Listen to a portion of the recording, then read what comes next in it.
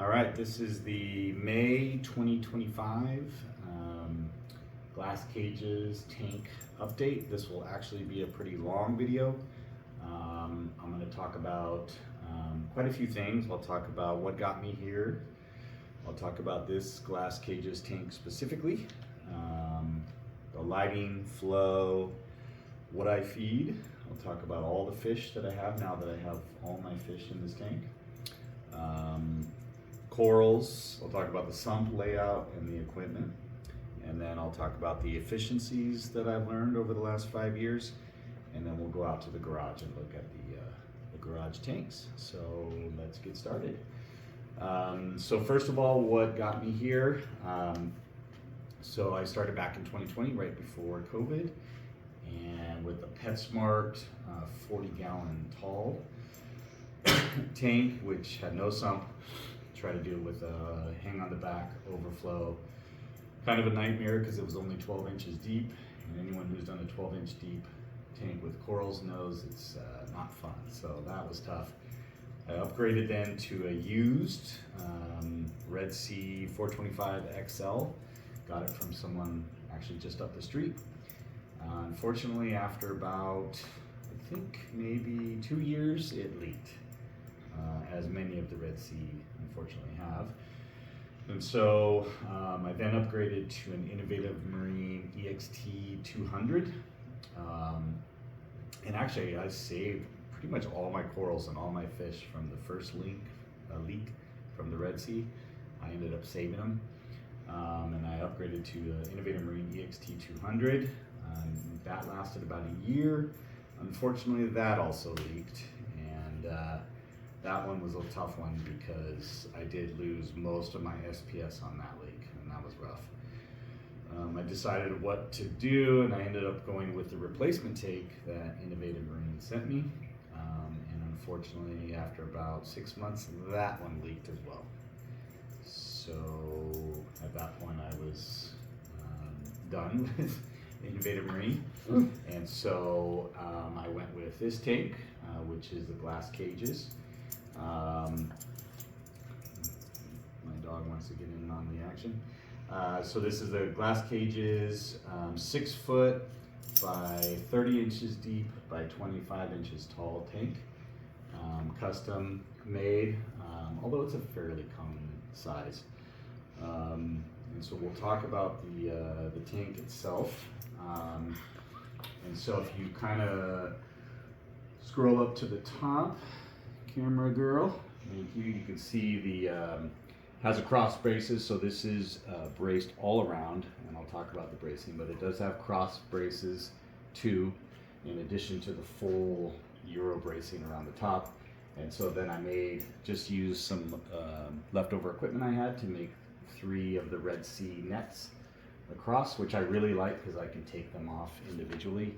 Instead of with the Innovative Marine tanks, it was one giant net, which was kind of hard to move around. These are much easier. So I like having 3 individual nets. It's been great. I like having this to put stuff up on, and so I really like the cross bracing. This is braced, like I said, Euro braced all around the top. It's got armored seams, and then all of the Glasscages tanks come with bottom bracing. We're talking about the bottom. Bottom bracing all the way around. So the tank is gorgeous. The glass is pristine. I've had no issues with the glass or the tank whatsoever. I've had it now a few months. So really good quality, really great tank. You can see I've got I forget what they call it, the photo frame or the black, so it's basically hiding the water line. The water line's just underneath it. This is 25 inches versus the Innovative Marine was like 21 point something inches tall. I definitely like the taller height. So then as the SPS grow, it's got more room to grow, because some of them were, in my other tank, were getting close to the top of the water line. So I really like this extra depth quite a bit. Let's see, what else? The stand itself is amazing. The Red Sea stand was pretty solid. The Innovative Marine stand, it was all aluminum. Boy, that thing, you would go like this, the whole thing would rock, which was kind of sketchy. This is wood, it's solid. It actually has a steel platform. If you bend down a little bit, you can see there's leveling feet that they did this custom for me, Joe at Glasscages. It's the first wood stand that they put a steel stand underneath and then put leveling feet for me, and it really is nice and solid. We just had a magnitude 5.2 earthquake, which was centered about 60 miles from here, and it did great. So it passed the earthquake test. Let's see, what else? It did come with the Synergy overflow, which I won't show on the back. Initially, I wasn't a huge fan because it does have a little bit of noise. It's not dead silent. And so I found that, hey, Bailey, that's not your food. Bailey's eating Bentley's food. I found it a little bit annoying. However, since then I've actually grown to like it because my fans are kind of loud. The lights have fans. I have fans for the power sources down below. And the little bit of the trickle noise is kind of distracting from the fan noise. So actually I ended up liking it. So, yeah, the tank and the stand have been absolutely amazing. Love it. As far as the lighting, I've got the same Red Sea lights that I've had for years now, especially the LED 90 and the 50 that are on the far right. I've had those for 5 years. And then I got these three 160s in the middle. And then I've got the Reef Bright. I've got two blues. And then I've got one Reef Bright in the back here. It's hard to see. That's a Reef Bright white. And doing par tests, running those at maybe 75% for the bigger lights. I run the 90 and the 50 pretty high, close to 100. But for the bigger lights, I run them about a 75%. And I was getting really high par levels across the top of the rocks, like in the 700, 800 range. So plenty of lights with all these lights. As far as flow, I've got the two max spec 350s, one on each side, and then I've got two MP40s in the back. And that's it for flow, other than my two returns, which I'll show you in a little bit. Let's see, as far as feeding, I did get the Plank auto feeder, which you can see up there. I run that twice a day, in the morning and then in the evening.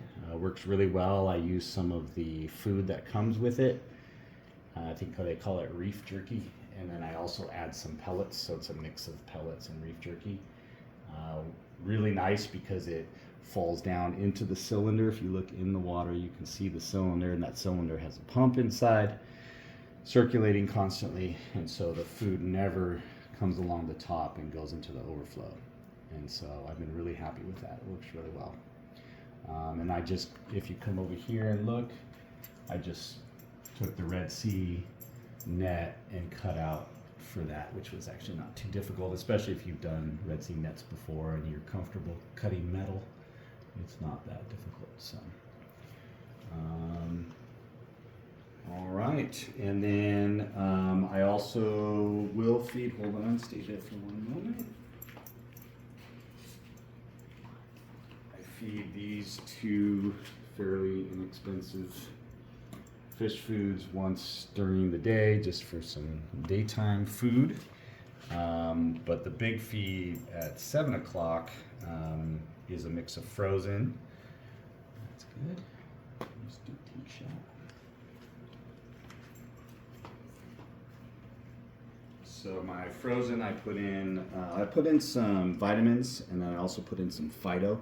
So then I'm dosing a little bit of phyto every time I feed the fish once a day. And then I put in 6 different frozen inside my frozen mix. It's spirulina, brine, 2 different sizes of mysis, bloodworms, rotifers, and cyclopods. And I'll show you what I do. See there.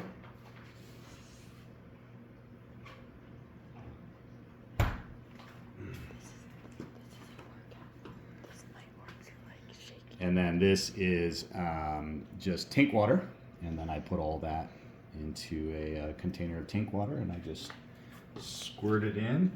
So I'll go ahead and feed the fish some now. That way they'll all come out and we can talk about them. If you need to take a break, you let me know, we can take a break. I'm trying to get my strength up, so it's This is sports. All right.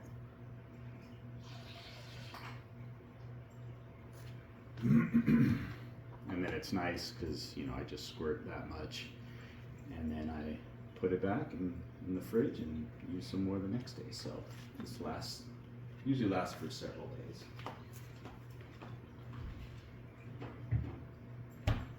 So we'll talk about the fish now. So I got all my fish in here now. I was able to get the convict tang, which you can see, the little guy right here. You can come in a little bit. He was my third attempt, unfortunately. First one only lasted about 3 hours. Second one, there was a delay of UPS shipping, and he was dead on arrival. So this is my third chance. His name is Tom, and he's came in nice, active. I did get him from Dr. Reef, and Dr. Reef does recommend leaving him in the dark for a while. So actually what I did with him and some other fish that I got from Dr. Reef's was to put him down in the sump for a day in the dark, let him just get accustomed to the water, to relax down there. And then after about a day in the dark, I turn the lights down in the sump, and I'll feed them and watch them, make sure they're actually eating. And so after a couple of days down there, they look better, they're relaxed, they're eating. Then I move them up to the display. So that worked really well the last couple times I've done that. And so we'll go over all the tangs. So we've got, as you can see, we've got the orange shoulder, which is one of my favorites because he will basically eat right out of my hand. He has no fear. There he is, back in the back. He'll come around. He really has no fear at all of me either. Unfortunately, he may end up outgrowing this tank at some point. He is growing so fast. He's massive. And so I might end up having to rehome him, unfortunately, because I really like him. So we got the blue tang, as you can see, the Tamini tang. The yellow tang I just added last night. He basically killed my last Desjardins tang. So that Desjardins tang has been in this tank for the last several months. And so I added the yellow last because he's had a history of being fairly aggressive. They've been bickering some, but so far so good. So we'll see how they do. And that's it as far as my tangs. I do have the magnificent foxface. She's showing Gigi. She's showing off right now. Very beautiful. And as far as wrasses, got the yellow wrasse here.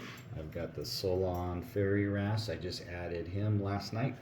He is quite aggressive, and so I wanted to add him last because he has a tendency to pick on the other. So I've got a couple of other fairy wrasses there, the McCoskers and the splendid fairy wrasses. And so far, since they were already in the tank, he's pretty much leaving them alone. That's nice. And then there's a Christmas wrasse. He's right over there.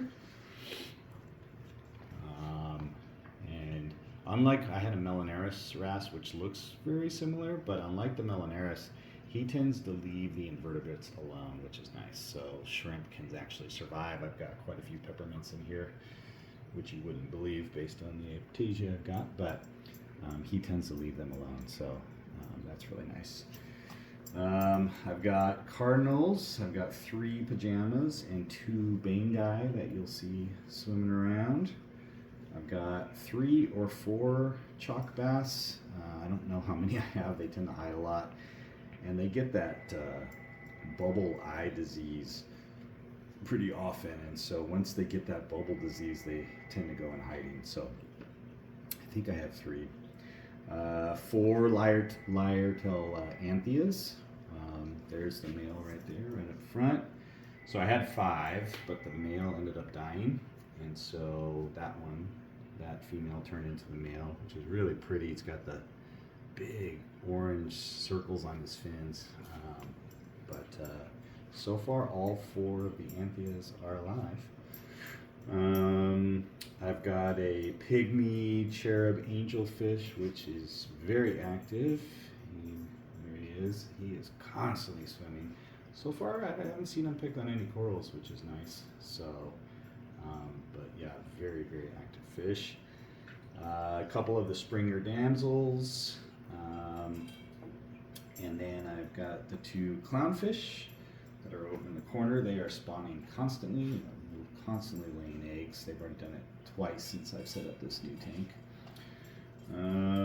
I've got 2 of the blue-green chromis left. I had 4, but as they do, they kill each other off, so I'm down to 2. I've got a fire shrimp that's down there, you might not be able to see, and then a bunch of peppermints. And then I do have, here's the black starry blenny. I have noticed that you can keep those alive a lot easier than the brown lawnmower blennies. Bailey, no. The brown lawnmower blennies, I went through a few of them and they just get skinny and they end up dying. These black ones, they tend to be way more resilient, I've found. And I think that because they tend to eat pellets and other stuff, so maybe their diet's a little more varied, so it's lasted a lot longer than the brown one has. I do have a yellow Watchman goby that you can see in that hole down there, and then there is a red banded pistol shrimp with him, which you may or may not see. Amazing that they have survived all of these tank transfers, and one time the shrimp was left in the tank. I never found him, and like 2 days later I saw him randomly in a puddle of water, and that guy's tough, and he's still alive. So he's down there. And then I did get a mandarin, which I'll be honest, I've never seen anything so small in my life. I'm not kidding. It is smaller than my little fingernail. It is, there's no way we're gonna find it. I've found it a couple times. He's still alive in here somewhere, so whether or not he will survive the long haul, but I can't believe how tiny that thing is. It is super tiny. So that is it as far as the fish, and this is quite a few fish. This might be pushing it as far as too many fish in the tank. We'll see. As I mentioned, I might have to move the orange shoulder eventually if it gets any bigger, but we'll see how these, I gotta feed a lot to keep aggression down with this many fish, but I will give it a go and see how it goes. Sometimes when there's this many fish, I find that they get distracted by so many fish that maybe that helps with some of the aggression, so we'll see. And then as far as the corals, we'll start over here. So I've got the purple stylo, which is obviously a monster. I bought one little thing this big, and now it's that big. In front of it is the Oregon Tor, and then in front of that, the Duncan. All right, so the acans, I lost my really pretty rainbow acan, which was in the front. It did not survive all of these tank leaks, but the other acan has survived. That whole rock and all those corals I've had for 5 years now.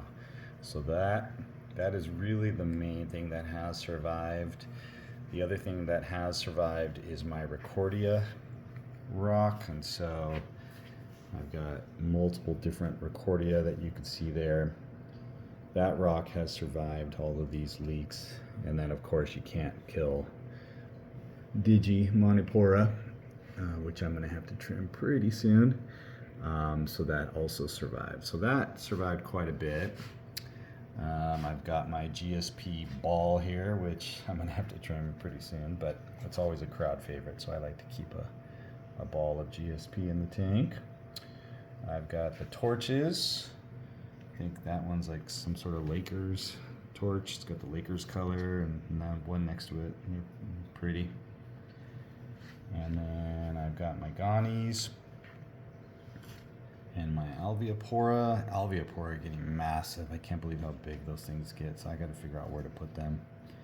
They are just huge.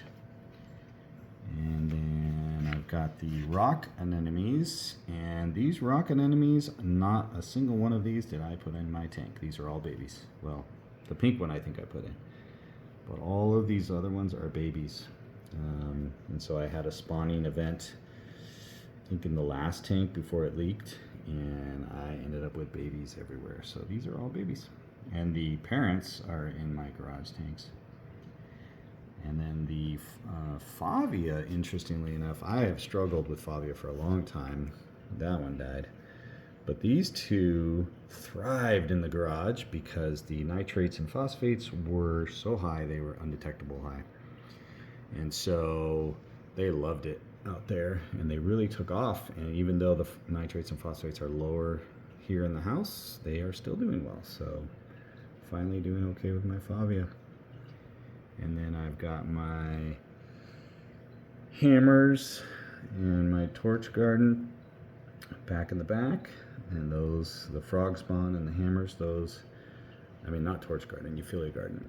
And those things are huge. Got some nice coloration, got like a green, a pink, purple, so, but yeah, those are massive. Fish love to hide in there.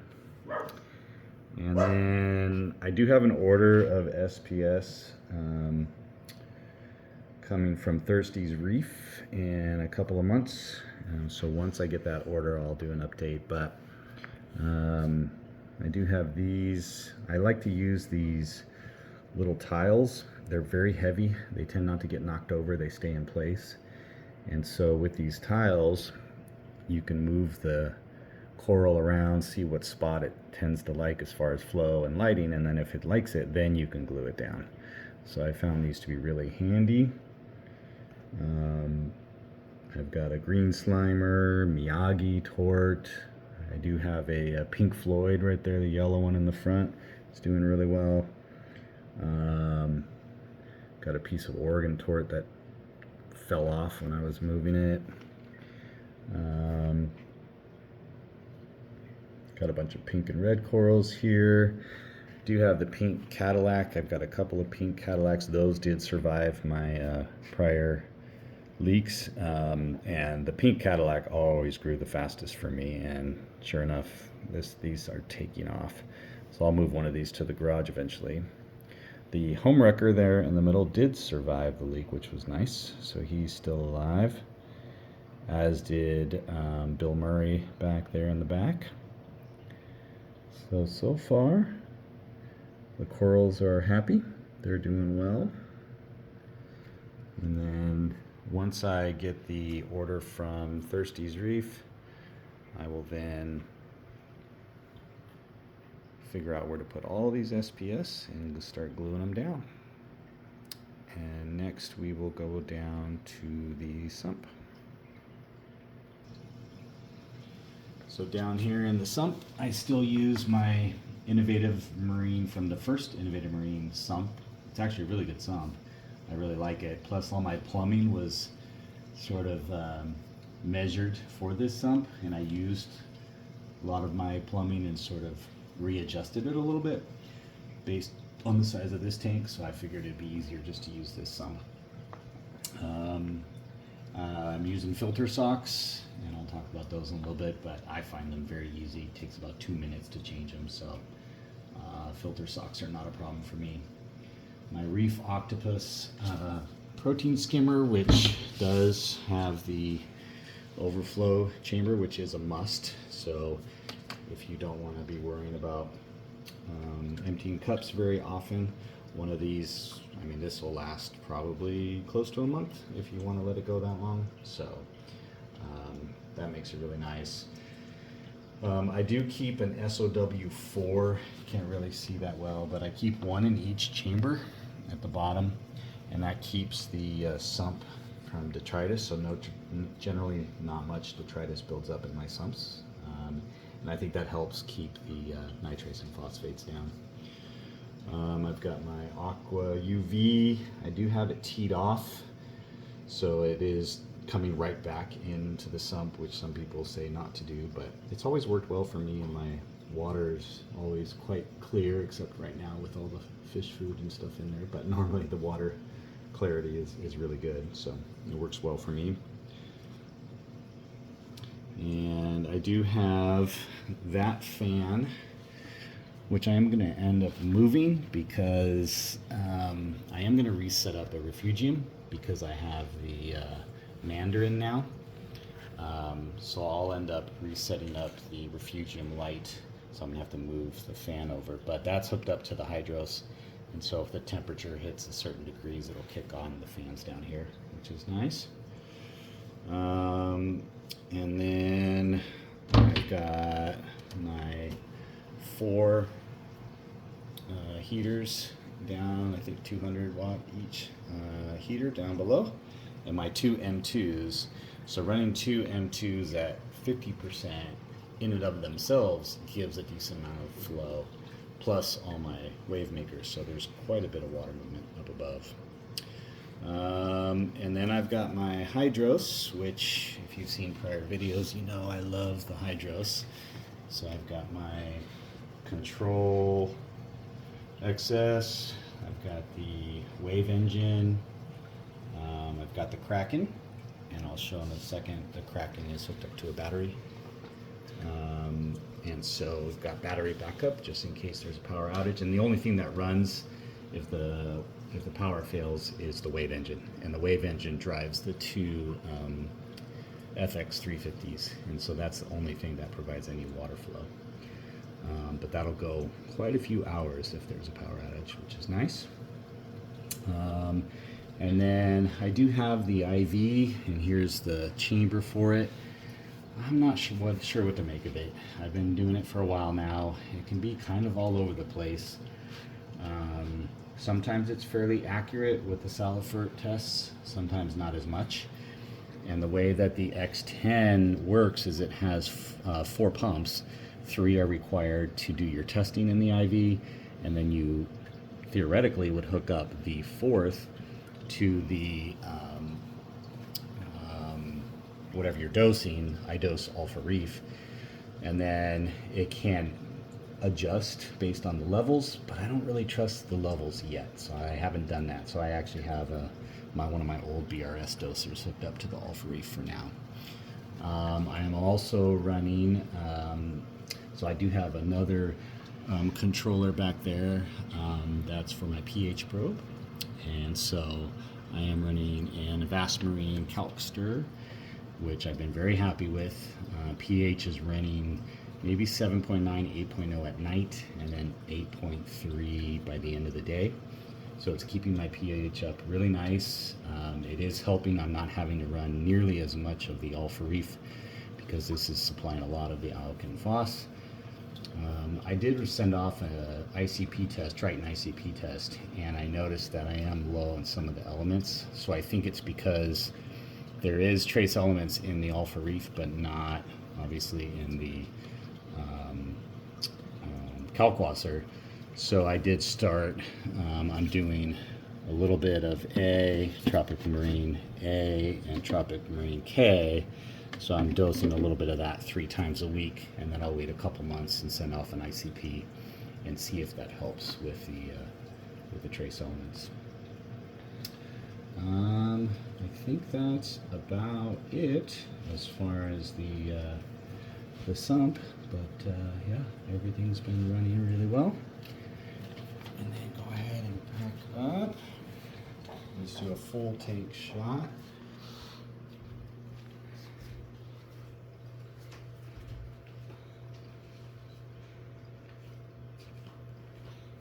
I do find it convenient. I got some of the Triton reagents are nice. I got the fluorine, the iodine, because when you send off an ICP,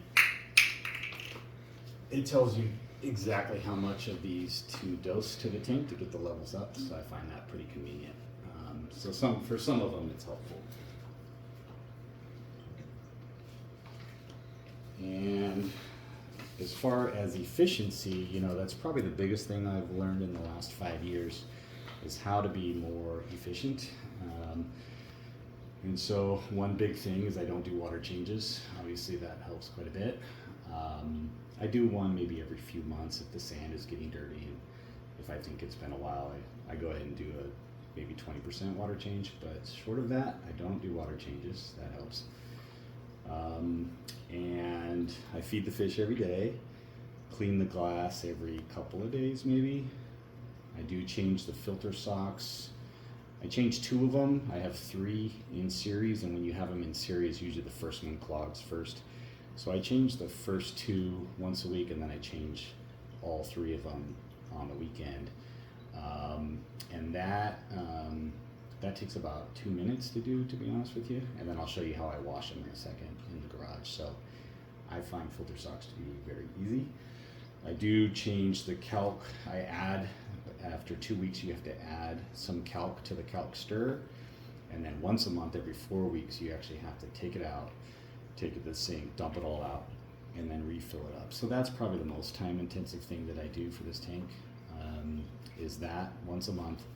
And then anytime I need to clean the wave makers, as everybody knows, that could be time-intensive.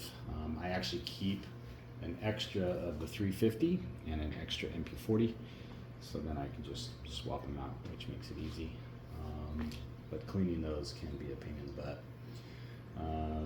And then the other big thing I've done is that I made an ATO for my ATO. I have talked about it in a previous video, but I do have a sensor in my ATO chamber hooked up to the hydros, and so when the water level drops down, it kicks on a Wi-Fi plug that's in the garage and kicks on a pump out there, which pumps water directly. So I actually never have to bring ATO water into the house anymore, and that's been huge. So as a result, the time spent on this tank has dropped significantly. So that's really the biggest thing I've learned over the last 5 years. And next we'll go into the garage. So this is the setup I have. I'm actually making water right now, which is almost full, but I've got my 65-gallon water reservoir, and I drilled a hole on the top, and then I ran that tube all the way up and across, and I have a Versa pump up here, and that is connected to a Hydros Wi-Fi plug, a single Wi-Fi plug. And so then that sensor that I have in the house, when it detects that the water level drops, kicks on that pump. That pump runs for like 10-15 minutes, fills it up, and it does that several times a day. And I no longer have to worry about bringing ATO water in the house, which is great.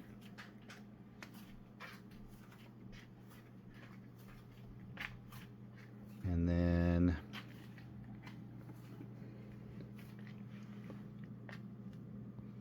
I do keep an extra 20 gallons of RO in this, and then I wheel this over to my garage tanks, and then I fill this up, and I'll show you. I'm using pretty big ATO containers in the garage tanks, so I only have to fill them up once every 2 to 3 weeks maybe, and it's pretty easy. Just wheel this straight over. And then this is what I use to clean my filter socks. I've been really happy with this. It's really convenient. You just grab this, plug it in to an adapter in your sink, and then throw that hose in the sink, turn it on, and that way the wife doesn't get mad that you're washing filter socks in the house, in the normal washing machine. I throw vinegar in. I don't use bleach, I just use vinegar. And it works great. Takes a couple minutes. You throw some socks in there, turn it on, and walk away.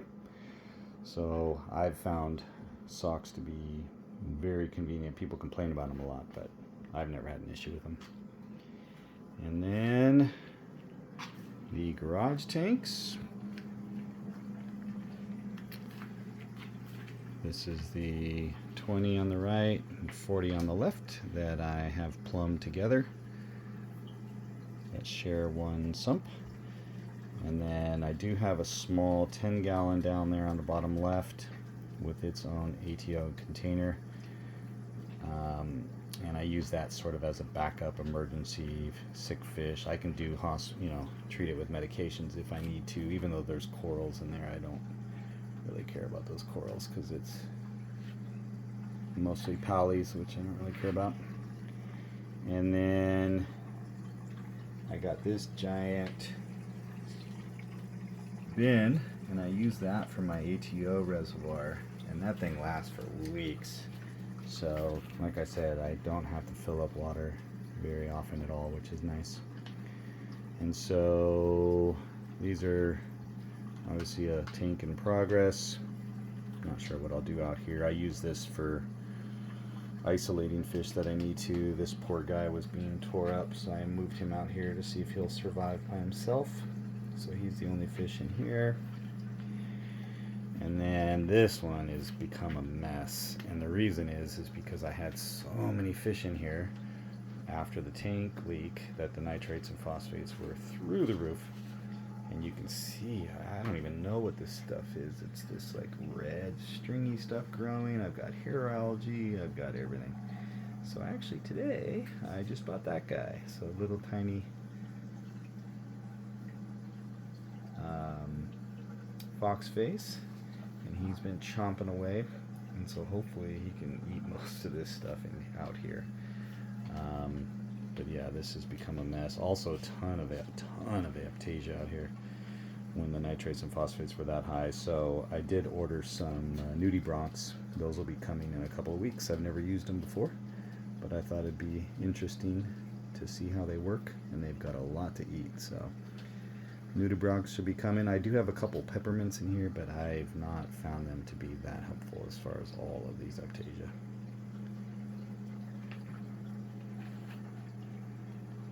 And so when the new SPS come in the house, I'll do another update in a month or two.